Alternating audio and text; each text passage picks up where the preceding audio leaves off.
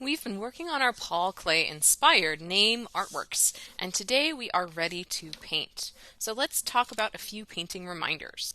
Some things you'll need to paint are a placemat, some water, a paintbrush, and some paint. Your paint will stay in a container. I've got one here just so I can show you some specific things on it, but you will leave your paint in the container. When you're using the paintbrush, today we're going to use a paintbrush called a round brush. When it's wet, a round brush will hold a pointed tip. This helps us paint into small areas really neatly and carefully. I'm going to paint with just some water on my placemat so I can show you something cool about a round brush. With a round brush, I can get a wider line, or if I hold the paintbrush straight up and down, I can get a smooth, thin line. That's really nice that I can do that with a round brush. But I don't ever want to smash the brush and give it a bad hair day. I do want to use it gently and use enough water. This paint is water activated, which means it needs water to work. So if I'm painting with this paint, first I have to get it wet, and the area that I want to get wet is the tallest part of the paint. If your paint looks like a donut, kind of like this paint does, I would paint where the icing goes on the donut. Even if your paint still has some in the bottom, we still want to paint on the highest point. So I would take my brush and smooth it around the edges and put some water there so it can start to turn into paint. After I've picked up some paint on my brush, and you can see here I've got some orange paint on my brush, I'm ready to begin painting. I want to hold my paintbrush like a pencil, and today I can try to be very careful as I fill in my artwork. The really cool thing is, the paint colors we choose today can highlight the hard work we did last art class with pressing hard and lightly with our different colors, because the crayon will resist the oil or the watercolor paint.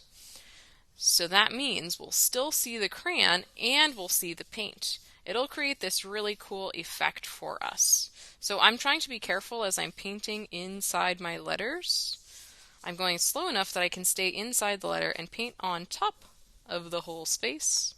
And then I'm going to find a different color for another part of my artwork.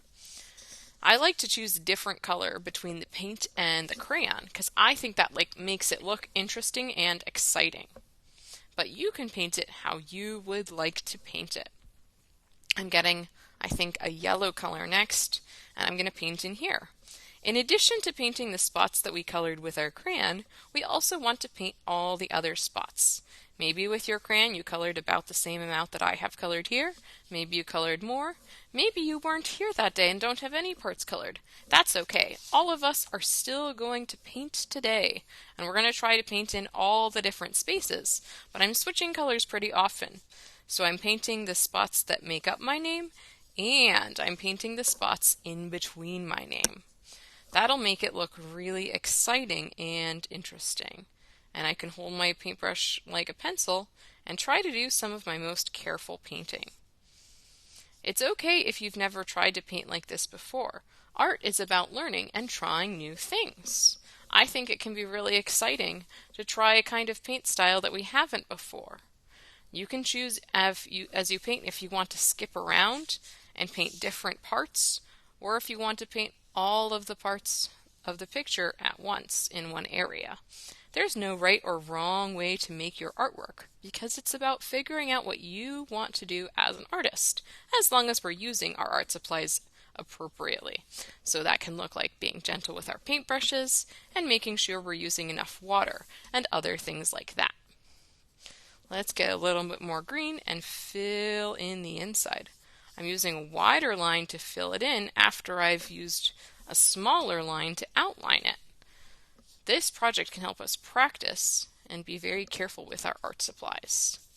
Whenever I'm done, I can leave my paintbrush in the water and listen for more directions.